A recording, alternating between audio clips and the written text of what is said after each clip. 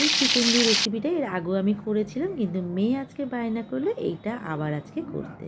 তাই ভাবলাম তোমাদের সঙ্গে এটা একটু শেয়ার করে ফেলি। এটা খেতে এত সুস্বাদু হয় যা একবার খেলে বারবার খেতে ইচ্ছা করবে। তাই জন্য তো আজকে আমি নিয়ে এসেছি কিছুটা বোনলেস চিকেন। আর তোমরা তো জানো আমার ঘরে চিকেন হলে পরে আমি বোনলেস চিকেনটা দিয়ে সবসময় একটু আলাদা রকমের রেসিপি করার চেষ্টা করি। ওরকমই আজকে চিকেন দিয়ে করবো পোড়া চিকেনের ভর্তা। আমি সময় চলে এসেছি তোমাদের সবার ভালোবাসা নেই তোমাদের জন্য বাহারি রান্না করে।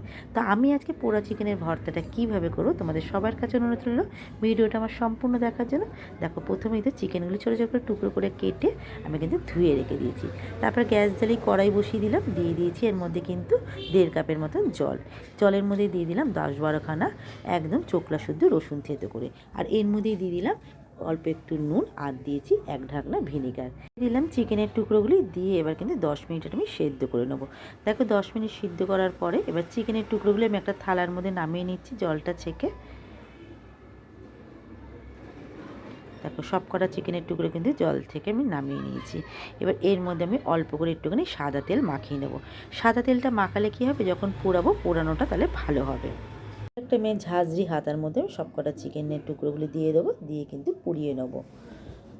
দেখো চিকেনের টুকরোগুলো কিন্তু আমি ঝাঁঝরি হাতার মধ্যে দিয়ে নিয়েছি, দিয়ে কিন্তু আমি এপিট ওপিট করে পুড়িয়ে নিয়েছি। তবে হ্যাঁ, খুব বেশি কিন্তু পুড়ালে ভালো লাগবে না। ঠিক আমি যেইভাবে পুড়িয়েছি সেইভাবেই কিন্তু পোড়ানোর চেষ্টা করবে। ব্যাস আর কিন্তু পোড়াবো না। একটা প্লেটের মধ্যে আমি ঢেলে রাখলাম, একটু ঠান্ডা হতে দেবো। তারপরে কিন্তু এটা হাত দিয়ে আমি এটা টুকরো টুকরো করে নেবো। দেখো আমি হাত দিয়ে বেশ টুকরো টুকরো করে নিয়েছি।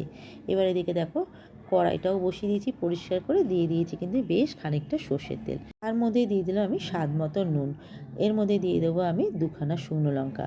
তেলের মধ্যে নুন দিয়ে শুকনো লঙ্কা ভাজলে না শুকনো লঙ্কা খুব সুন্দর মচমচে থাকে, সে তুমি পরে শুকনো লঙ্কাটা ভাঙলেও দেখবে মচমচেই থাকবে। আর শুকনো লঙ্কাটা তো ভাজা হয়ে গেছে, এইটা আমি এবার তুলে নিলাম। তুলে কিন্তু এই চিকেনের প্লেটটার মধ্যে আমি তুলে রাখবো।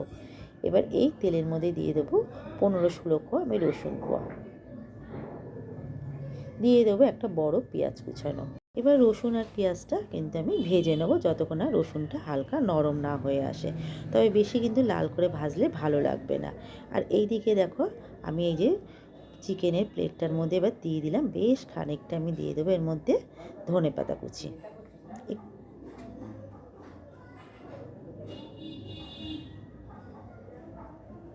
আর ওই দিকে দেখো আমার কিন্তু রসুন আর পেঁয়াজটা কিন্তু হালকা কিন্তু ভাজা হয়ে এসছে। এর মধ্যে এবার দিয়ে দেবো আমি আগে থেকে একটা ছোটো টমেটো কেটে রেখেছিলাম টুকরো টুকরো করে, সেইটা দিয়ে দিলাম। টমেটোটা দিয়ে কিন্তু বেশি ভাজবো না, টমেটোটা বেশি নরম হয়ে গেলে পরে ভালো লাগবে না ভর্তাটা খেতে।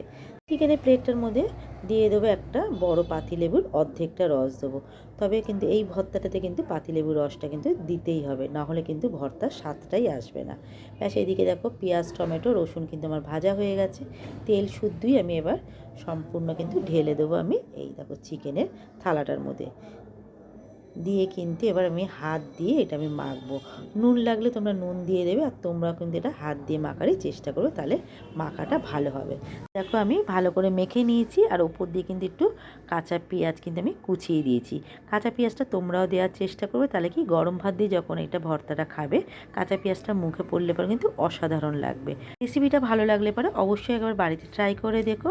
আর নতুন নতুন আমার এইরকম রান্নার ভিডিও দেখতে চাইলে পরে কী করতে হবে, আমার ইউটিউব চ্যানেলটাকে সাবস্ক্রাইব করতে হবে। আর ফেসবুক প্রোফাইল থেকে দেখলে পরে লাইক শেয়ার কমেন্ট করার অনুরোধ রইল তোমাদের কাছে। তোমাদের ভালোবাসার জন্যই তো আমি এই ভিডিওগুলি দেওয়ার সাহস করতে পারি। তোমরা এইভাবে আমার পাশে থেকো। তোমাদেরকে অনেক অনেক ধন্যবাদ, অনেক ভালোবাসা। আবার আসবো নতুন কোনো রান্নার ভিডিও নিয়ে তোমাদের জন্য বাড়ি রান্না করে।